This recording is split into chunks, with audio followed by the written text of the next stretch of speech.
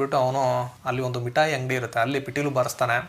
ಆ ಮಿಠಾಯಿ ಮಾರುವ ಮಹಿಳೆ ಇವರಿಗೆ ಕಾಸು ಕೊಡೋದಕ್ಕೆ ಬರ್ತಾಳೆ. ಅವ್ರು ಬೇಡ, ನನಗೆ ಸ್ವಲ್ಪ ಮಿಠಾಯಿ ಕೊಡಿ ಅಂತ ಹೇಳ್ತಾರಷ್ಟೆ. ಅದನ್ನು ತೊಗೊಂಡು ಹಾಗೆ ನಡೀತಾ ಇರುತ್ತೆ. ಒಂದಿನ ಇವರು ಈ ರೀತಿ ಪಿಟೀಲು ಬಾರಿಸ್ತಾ ಇರಬೇಕಾದ್ರೆ ಅಲ್ಲಿ ಗಾಡಿಯಲ್ಲಿ ಹೋಗ್ತಾ ಇರುವಂಥ ಒಬ್ಬ ಸಾಹುಕಾರ ಅದನ್ನು ಕೇಳಿಸ್ಕೊಳ್ತಾನೆ. ಆ ಸಾಹುಕಾರ ಬಂದು ಇವ್ರನ್ನ ನಮ್ಮ ಮನೆಗೆ ಬನ್ನಿ, ಅಲ್ಲಿ ಸ್ವಲ್ಪ ನೀವು ಈ ವಾದ್ಯವನ್ನು ನುಡಿಸಿ ಅಂತ ಹೇಳ್ತಾನೆ. ಇವ್ರು ಸರಿ ಅಂತ ಒಪ್ಕೊಂಡು ಅಲ್ಲಿ ಹೋಗ್ತಾರೆ.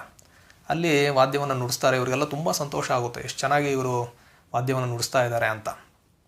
ಸಾಹುಕಾರ ಹೇಳ್ತಾರೆ ಇಲ್ಲೇ ಇರಿ ಅಂತ. ಇವರು ನಾನು ಇಲ್ಲೆಲ್ಲ ಇರೋದಿಲ್ಲ, ಯಾವಾಗಾದ್ರೂ ಬೇಕಾದರೆ ಬಂದು ಇಲ್ಲೇ ಹಾಡ್ತೀನಿ ಅಥವಾ ಈ ವಾದ್ಯವನ್ನು ನುಡಿಸ್ತೀನಿ ಅಂತ ಹೇಳ್ತಾರೆ. ಈಗ ಸುಬ್ಬಣ್ಣನವರಿಗೆ ಒಂದು ವಿಷಯ ಮನಸ್ಸಲ್ಲಿ ಕೊರೆಯುತ್ತೆ.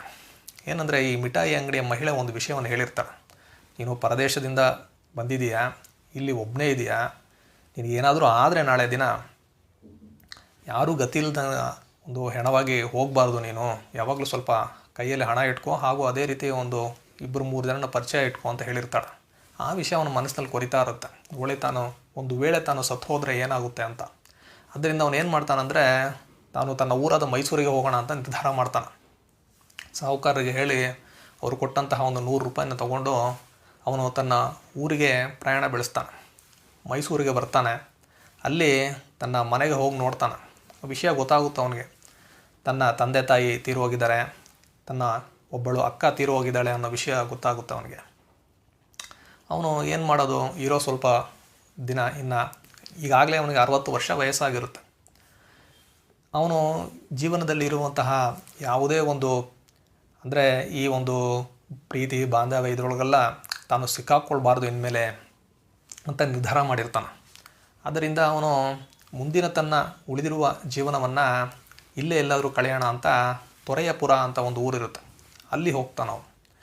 ಅಲ್ಲಿ ಹೋಗಿ ಉಳಿದ 13 ವರ್ಷ ಅಲ್ಲಿ ಅವನು ಜೀವನ ಮಾಡಿ ತೀರು ಹೋದ ಅನ್ನೋ ರೀತಿಯಲ್ಲಿ ಈ ಕತೆ ಮುಕ್ತಾಯ ಆಗುತ್ತೆ.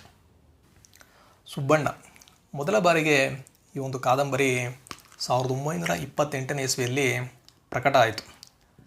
ಈ ಕಥೆಯನ್ನು ಮಾಸ್ತಿಯವರು ಹೇಗೆ ಬರೆದ್ರು ಅಂದರೆ, ನವರತ್ನ ರಾಮರಾಯರು ಅಂತ ಒಬ್ಬರು ಇರ್ತಾರೆ. ಅವರು ತಮ್ಮ ಸ್ನೇಹಿತರ ಜೊತೆಗೆ ತಾವು ನೋಡಿದಂತಹ ಒಬ್ಬ ವೃದ್ಧ ಗಾಯಕ ಅವನ ಕೊನೆಯ ದಿನಗಳನ್ನು ಹೇಗೆ ಕಳೆದ ಅನ್ನೋ ಬಗ್ಗೆ ಆಗಾಗ ತನ್ನ ಮಿತ್ರರೊಂದಿಗೆ ಅವರು ಮಾತಾಡ್ತಾ ಇರ್ತಾರೆ. ಈ ವಿಷಯ ಮಾಸ್ತಿ ವೆಂಕಟೇಶ ಅಯ್ಯಂಗಾರ್ಗೆ ಗೊತ್ತಾಗುತ್ತೆ. ಅವರಿಗೆ ಈ ವಿಷಯದಲ್ಲಿ ಆಸಕ್ತಿ ಮೂಡುತ್ತೆ. ಸ್ವತಃ ನವರತ್ನ ರಾಮರಾಯರೇ ಇದನ್ನು ಒಂದು ಕಾದಂಬರಿಯನ್ನಾಗಿ ಬರಿಬೇಕು ಅಂತ ಅಂದ್ಕೊಂಡಿರ್ತಾರೆ.